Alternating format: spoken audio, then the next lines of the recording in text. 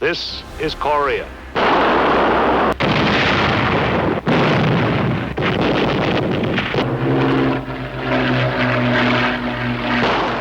Hãy tưởng tượng đất nước của bạn vừa bị cuộc nội chiến Bắc Nam tàn phá trong suốt 3 năm. 621.000 binh lính bị thương vong, hơn 1 triệu người dân thường đã thiệt mạng, bị thương và mất tích trong cuộc chiến này. Tính trên cả đất nước, cứ 10 người thì có 2 người bị thiệt hại vì cuộc chiến. Cuộc nội chiến cũng khiến cho 10 triệu thành viên các gia đình bị ly tán, 300.000 phụ nữ mất chồng, 100.000 người mất cha mẹ. Thiệt hại kinh tế thì vô cùng nặng nề khi một nửa cơ sở công nghiệp đã bị phá hủy. Người dân thì lâm vào cảnh đói nghèo cùng cực và được coi là một trong những nước nghèo nhất thế giới. Chưa hết, đất nước của bạn có rất ít tài nguyên thiên nhiên và chỉ có 30% diện tích đất là có thể làm nông nghiệp. Kỹ thuật thì vô cùng lạc hậu. Về chiến tranh, đối thủ miền Bắc hùng mạnh của bạn chỉ ký một hiệp định đình chiến để ngừng bắn và về mặt lý thuyết có thể bắt đầu lại cuộc chiến bất kỳ lúc nào. Và đối thủ của bạn cũng chưa bao giờ ngán chiến tranh. Họ đẩy mạnh trang bị vũ khí, họ có tên lửa hạt nhân cùng dàn pháo binh tầm xa có thể xóa sổ thủ đô của bạn chỉ sau 5 phút nếu họ muốn. Ở trong hoàn cảnh kinh tế khó khăn đó, trong rủi ro chính trị và chiến tranh thường trực đó, tưởng như đất nước của bạn chẳng có chút cơ hội nào. Thế nhưng chỉ sau 30 năm, từ một đất nước dựa hoàn toàn vào tài trợ nước ngoài để tồn tại, đất nước của bạn đã khiến thế giới ngạc nhiên với sự trỗi dậy thần kỳ kể từ những năm 1960. Những cải cách mạnh mẽ nào đã khiến cho nước bạn trở thành một cường quốc về công nghiệp và dịch vụ? Những lý do nào khiến cho GDP của bạn từ đáy xã hội tăng lên top 15 thế giới? Những bài học nào khiến cho quốc gia này đã trở thành hình mẫu lý tưởng của các quốc gia phát triển khác để học hỏi? Hôm nay là câu chuyện về Hàn Quốc và cách họ hóa rồng như thế nào. Hãy nhớ like video và đăng ký kênh trước khi xem tiếp nhé. Thời hậu chiến 1953-1961. Sau Thế chiến II, khi quân Nhật đầu hàng đồng minh, Triều Tiên được giải phóng, nhưng đất nước lại nhanh chóng rơi vào xung đột và phân hóa sâu sắc bởi 3 luồng tư tưởng. Một là chủ nghĩa dân tộc của người Triều Tiên, 2 là chủ nghĩa cộng sản theo Liên Xô, 3 là chủ nghĩa tư bản theo Mỹ. Sự xung đột và phân hóa này ngày càng leo thang bởi quan điểm của các nước lớn khi muốn bành trướng sự ảnh hưởng của mình trong khu vực. Và nó lên tới cao trào khi Bắc Triều Tiên mang quân tấn công Hàn Quốc vào ngày 25 tháng 6 năm 1950, kéo theo sự tham gia của Liên quân do Mỹ đứng đầu ủng hộ Hàn Quốc và quân Trung Quốc Liên Xô ủng hộ Bắc Triều Tiên. Ngoài thương vong về người lên tới 20% dân số, thiệt hại về kinh tế sau chiến tranh lên tới 3 tỷ đô la, trong khi GDP cả nước năm 1953 chỉ là 1,7 tỷ đô la. Quá trình khôi phục vô cùng thách thức. Hàn Quốc khi đó đã duy trì liên minh với Mỹ. Mỹ cũng cảm thấy rằng cần phải có nước đồng minh ở Đông Á để lan tỏa chủ nghĩa tư bản trước làn sóng đỏ của phe xã hội chủ nghĩa. Chính vì vậy, cùng với Nhật, Đài Loan thì Mỹ cố gắng biến các nước đồng minh của mình mạnh mẽ hơn về mặt kinh tế, cố gắng hỗ trợ viện trợ và giúp chính phủ cải cách. Tuy vậy thì chính quyền Hàn Quốc thời này thì không thể cải thiện một nền kinh tế nông nghiệp đang rất là nghèo nàn và lạc hậu. Chính phủ Hàn Quốc khi đó được tổ chức theo mô hình vay mượn của cả châu Âu và Mỹ, khi tổng thống là Ri Sing-nam được bầu lên làm tổng thống của nền dân chủ đại nghị Hàn Quốc, nhưng vẫn là bình mới, rượu cũ. Trong quốc hội 200 người thì 84% là địa chủ cũ, là quan lại cũ và là tầng lớp nhà giàu có từ thời phong kiến. Tổng thống Ri Sing-nam thì hành xử như một vị hoàng đế ngày xưa. Các thành viên của đảng cầm quyền phải tuyên thệ: tôi là một bầy tôi trung thành với lý tưởng của Tổng thống Ri Sing-nam về chủ nghĩa yêu nước, về tính tự lập và ủng hộ sự nghiệp chính trị của ông. Chính vì vậy thì ngoài cái tên là nhà nước dân chủ thì cải cách không khác trước là bao. Tầng lớp địa chủ thì chiếm 3,6% dân số thôi, nhưng mà nắm trong tay là 55% ruộng đất và chi phối 80% lượng nông dân, lượng tá điền. Tá điền nông dân khi đó thì phải làm việc và nộp 60% lợi nhuận cho địa chủ, không được học hành, không được sở hữu ruộng đất và tiếp tục một mô hình bóc lột phong kiến trong vỏ bọc dân chủ. Trong giai đoạn này thì GDP chỉ tăng trưởng khoảng 3,7% một năm từ mức sàn loanh quanh 2 tỷ đô. Và manh nha các tập đoàn công nghiệp của Hàn Quốc để bắt đầu thành lập như là Samsung năm 1938, Lucky Gold Star 1947 vẫn tiếp tục hoạt động.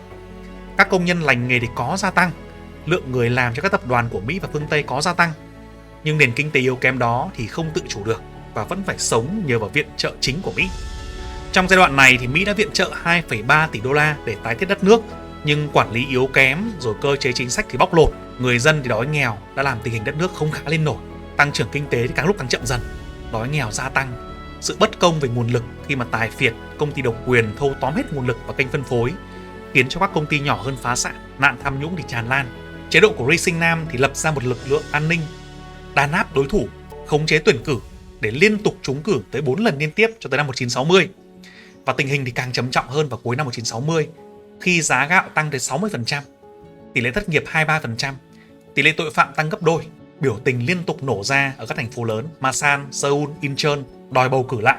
Tới ngày 26 tháng 4 năm 1960 thì hơn 500.000 người bao vây dinh tổng thống và đòi Ri Sinh Nam từ chức. Quân đội khi đó lại đứng ở vị thế trung lập, không tham gia đàn áp người dân. Công an và cảnh sát lúc đó thì cũng bó tay trên làn sóng này và Ri Sinh Nam từ chức sau 4 nhiệm kỳ độc đoán của mình. Tổng thống tiếp theo của Ri Sinh Nam là Chang Myon đứng đầu cũng không giải quyết được vấn đề về kinh tế chính trị của Hàn Quốc và tiếp tục bị Park Chung-hee, một vị tướng quân đội lật đổ vào ngày 16 tháng 5 năm 1961. Park Chung-hee thành lập chế độ độc tài quân sự. Cho tới tận ngày nay, Park Chung-hee là tổng thống Hàn Quốc được yêu thích nhất và cũng là nhà độc tài bị căm ghét nhất theo ý kiến của nhiều người. Đối lập với chính phủ tiền nhiệm thì Park Chung-hee tập trung vào kinh tế chứ không phải chính trị. Trước đây, Hàn Quốc phụ thuộc kinh tế hoàn toàn vào viện trợ của Mỹ và hô hào việc thống nhất hai miền bằng vũ lực. Ngược lại, Park Chung-hee tuyên bố phát triển kinh tế mới là mục tiêu chính của mình. Năm 61, trước 20.000 sinh viên của Đại học Seoul, ông nói toàn dân Hàn Quốc phải thắt lưng buộc bụng trong vòng 5 năm, phải cắn răng vào mà làm việc nếu muốn được sống còn. Làm cách nào để trong 10 năm chúng ta tạo ra một nền kinh tế đứng đầu ở Đông Á và sau 20 năm thành cường quốc trên thế giới. Tôi sẽ cương quyết ban hành một chính sách khắc khổ.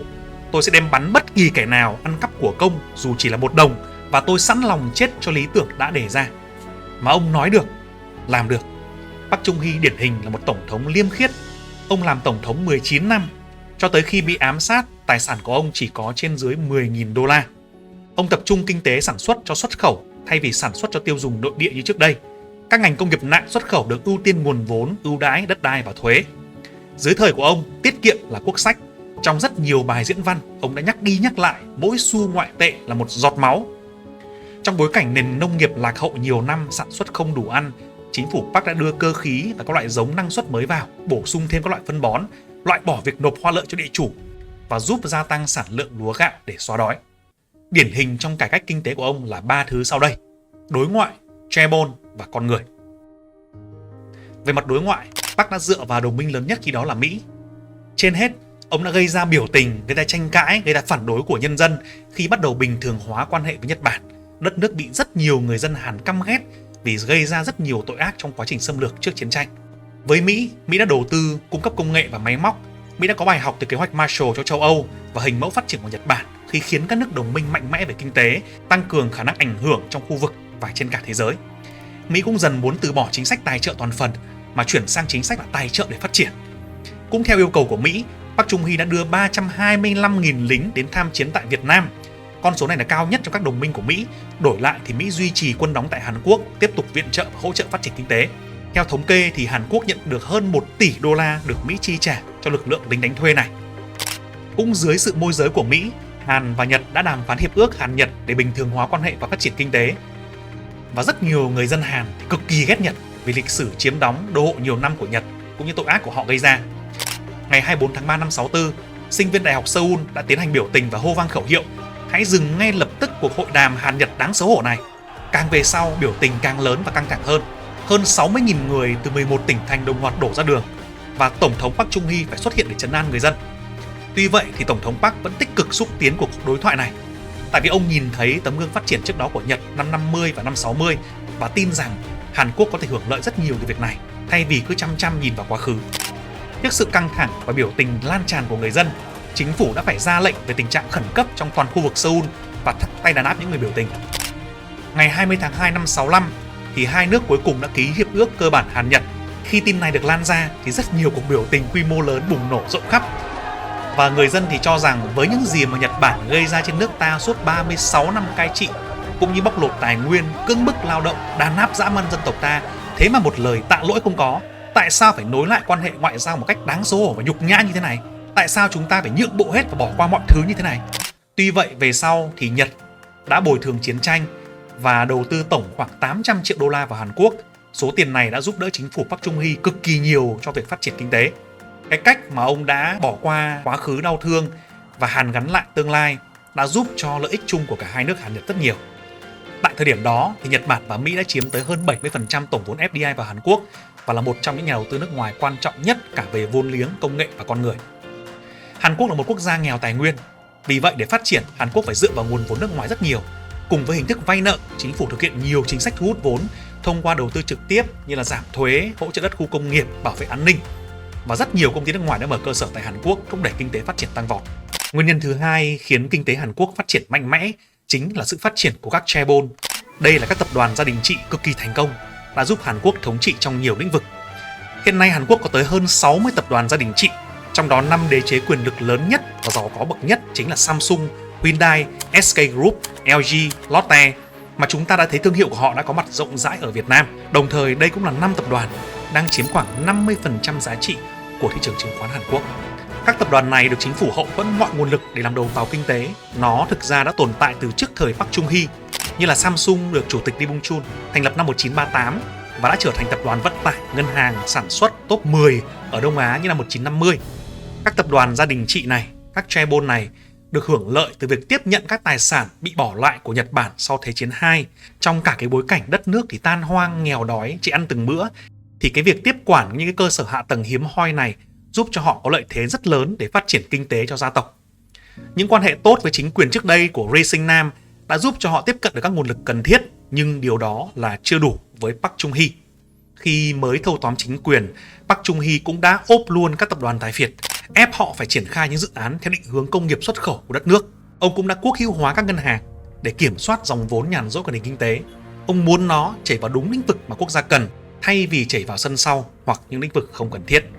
Thời gian đầu, chủ tịch Samsung Lee Bung-chul bị ép tới mức phải trốn sang Nhật Bản, cho tới khi Tổng thống Park Chung-hee nhận ra rằng cái việc phát triển kinh tế Hàn Quốc thì không thể thiếu những cái đầu sừng sỏ về kinh tế của các tài phiệt cũ, và sau đó thì hai bên đạt được thỏa thuận.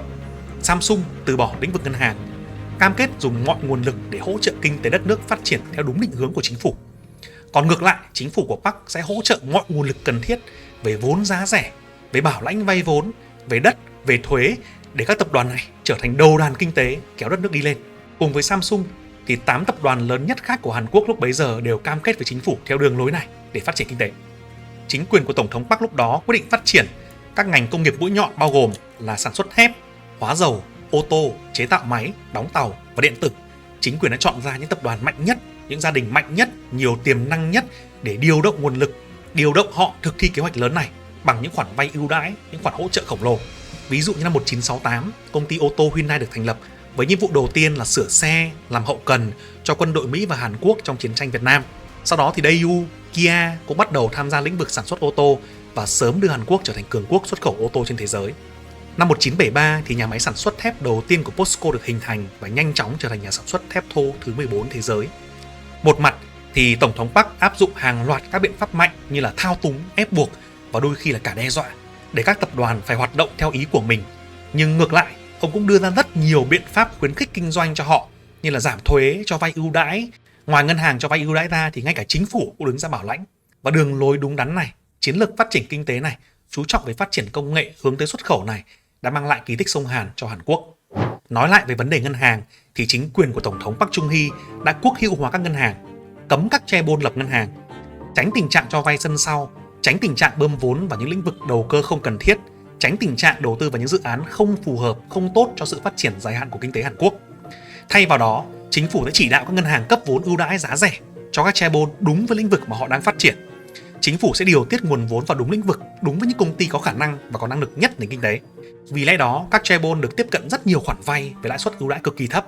Hơn thế nữa, các ngân hàng quốc doanh và cả chính phủ Hàn Quốc còn bảo lãnh nợ nước ngoài của các chaebol này. Chủ trương là nhà nước gánh bớt rủi ro tài chính, đảm bảo tài chính để các chaebol này yên tâm thực hiện. Tiền đây, các em cứ yên tâm phát triển kinh tế theo kế hoạch của các anh đề ra. Nhà nước đã chủ động đưa cho họ củ cà rốt, đồng thời đóng vai trò là cầm cây gậy để giám sát tài chính các khoản vay nợ ưu đãi này. Họ đã phát triển không ngừng cả về chiều rộng lẫn chiều sâu và nảy sinh ra tâm lý là không sợ thất bại. Nhờ những cái nguồn vốn ưu đãi, nhờ sự hỗ trợ liên tục này thì các chaebol này đã phát triển nhanh chóng, tận dụng các cơ hội phát triển kinh tế cho vùng châu Á, Trung Đông trong suốt gần 20 năm Park Chung-hee lãnh đạo. Nhưng mà nếu chỉ nói như vậy thì cũng không công bằng cho các chaebol. Câu chuyện dùng các tập đoàn kinh tế cực kỳ thành công ở Hàn Quốc với các chaebol cực kỳ thành công ở Nhật Bản với các Keiretsu nhưng lại là một câu chuyện buồn ở Việt Nam. Khi các quả đấm thép và các tập đoàn kinh tế được nhà nước ủng hộ, được nhà nước hỗ trợ rất nhiều nguồn lực, đã sử dụng không hiệu quả số tiền nhiều nghìn tỷ đồng và vẫn là một vấn đề nhức nhối trong nhiều năm qua. Chính sách và chủ trương của Đảng và nhà nước thì quá đúng, nguồn lực và tài nguyên thì không thiếu, Nhưng còn thiếu một vấn đề nữa, đó là con người thực thi. Vậy thì con người Hàn Quốc thế nào? Với lời tuyên bố của Park Chung-hee, tôi sẽ bắn bất cứ ai tham nhũng của công dù chỉ là 1 đồng, và tôi sẵn sàng chết cho lý tưởng đã đề ra. Điều này là điều khẳng định rất rõ ràng cho đến tận cuối đời, khi tài sản của Tổng thống Park Chung-hee đưa ra chỉ khoảng trên dưới 10.000 đô, mặc dù sau 19 năm làm Tổng thống. Người Hàn Quốc trong thời chiến, họ học thêm được rất nhiều kỹ năng mới của người Mỹ. Quân đội Mỹ huấn luyện sĩ quan Hàn Quốc dạy về kỹ năng xây dựng mục tiêu, lãnh đạo, lên kế hoạch tổ chức. Kỹ sư Hàn Quốc thì học cách sửa chữa máy móc, xây dựng cơ sở hạ tầng. Người dân Hàn Quốc thì học cách buôn bán. Các doanh nghiệp làm với Mỹ được học nghiệp vụ kế toán sổ sách vân vân. Có những công ty nổi tiếng nhất của Hàn Quốc như là Hyundai thì khởi đầu bằng việc là sửa xe cộ cho Mỹ. Thế nhưng cái sự quyết tâm của người Hàn, cái sự chăm chỉ của người Hàn Quốc là một cái vấn đề mà rất nhiều doanh nghiệp, rất nhiều chuyên gia lúc đó ở nước ngoài đi sang Hàn Quốc thì họ cho rằng người Hàn Quốc tại thời điểm Park Chung-hee lãnh đạo, họ chăm chỉ hơn cả người Nhật Bản rất nhiều. Như một chuyên gia của công ty Ford đã từng nói, tôi đã làm việc ở Brazil, ở Mexico và ở châu Âu, nhưng không ở đâu tôi thấy người dân làm việc siêng năng, chăm chỉ như người Hàn Quốc. Ngay cả người Nhật cũng trở thành lười nếu so sánh với họ. Có một điều rất lớn lao cho việc phát triển kinh tế Hàn Quốc nữa là sự hy sinh quyền lợi của tầng lớp lao động trung lưu. Khi đó thì chính phủ không thừa nhận mức lương tối thiểu, không thừa nhận việc nghỉ phép hàng tuần, áp đặt một ngày làm việc 12 giờ. Công đoàn cũng như là mọi hoạt động tập thể của người lao động bị cấm. Tại thời điểm mà chính quyền của Tổng thống Park nhận bồi thường 800 triệu đô la của Nhật năm 1965, thì Tổng thống Park đã dùng khoản tiền này để xây dựng đường cao tốc, xây dựng nhà máy điện, xây dựng nhà máy thép của POSCO, nhưng lại không có khoản ngân sách nào dành cho hơn 1 triệu người Hàn Quốc bị thương, bị thiệt mạng và bị ảnh hưởng bởi việc chiếm đóng của Nhật Bản trước Thế chiến II. Tuy nhiên nhìn lại về thành quả kinh tế chung của cả đất nước, năm 1960, GDP trên đầu người của Hàn Quốc chỉ là 82 đô la một người, tương đương Việt Nam khi đó. Sau 10 năm, Hàn Quốc bước vào ngưỡng đầu tiên của thu nhập trung bình là 1.000 đô la một năm một người. Và trong vòng 20 năm tiếp theo, từ mức 1.000 đô la này, Hàn Quốc đạt mức 10.000 đô la một người một năm vào năm 92 và trở thành nước có thu nhập cao từ thời điểm đó. Sự quyết tâm của Tổng thống Park, sự quyết tâm của chính phủ, sự quyết tâm của người dân còn được thể hiện bằng một cái công trình, đó là xa lộ lớn nhất trong lịch sử Hàn Quốc, kéo dài từ thủ đô Seoul tới hải cảng Busan ở phía nam.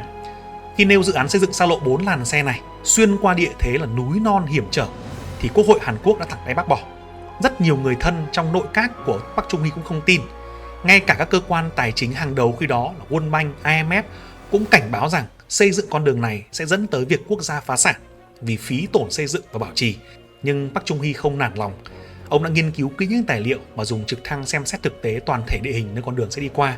Cùng với ban quản trị dự án, năm 68 ông đã ra lệnh khởi công và Hàn Quốc bắt tay vào xây dựng con đường dài 428 km, đi qua 200 cây cầu và 6 đường hầm chính. Sau hơn 2 năm, công trình này đã hoàn thành. Các chuyên gia của ADB khi đó đánh giá chi phí xây dựng con đường này là chi phí xây dựng thấp nhất lịch sử từng có trên thế giới. Về tinh thần dân tộc biểu lộ qua việc xây dựng xa lộ này, ngày nay người ta vẫn còn nhắc đến lời thề mà đội ngũ chuyên gia kỹ thuật lúc đó đã hứa: nguyện hiến thân cho Tổ quốc phồn vinh, cho nhân dân hạnh phúc, chịu bất cứ hình phạt nào nếu không hoàn thành nhiệm vụ. Kết quả và bài học: trong thời kỳ của Park Chung-hee, GDP của Hàn Quốc đã tăng từ 1,95 tỷ đô la năm 1960 lên 62 tỷ đô la năm 1979, tức là tăng 32,5 lần trong vòng 19 năm. Hãy hình dung nếu ở trên thị trường chứng khoán, nếu bạn đầu tư 1 tỷ và nó tăng lên thành 32,5 tỷ sau 19 năm, đó là mức tăng trung bình 20 năm liên tiếp. Mức lợi nhuận này rất khó đạt được vì thị trường chứng khoán liên tục biến động khó lường, có năm tăng mạnh, có năm giảm mạnh. Nhưng trong những năm qua, nếu bạn đầu tư cùng cú thì mức tăng này là khả thi nhé.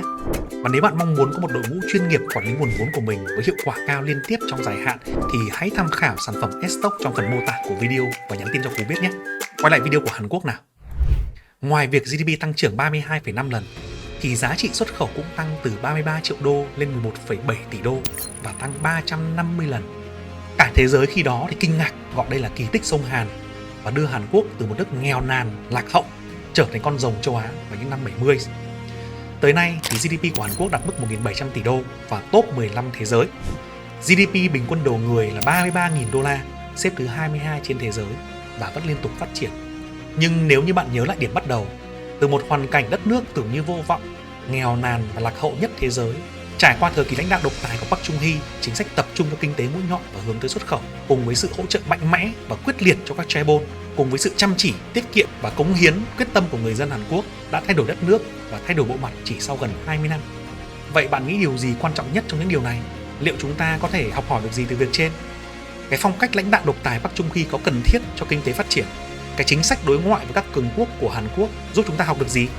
Cái sự phát triển của chaebol và những con người chăm chỉ liêm khiết cần kiệm đó giúp chúng ta điều gì? Hãy cho Cú biết ý kiến của bạn bằng cách comment về video này nhé. Và đừng bỏ qua các kênh của Cú trên mạng xã hội để chúng ta có thể trao đổi với nhau các kinh nghiệm và kiến thức về đầu tư, kinh tế và tài chính nhé.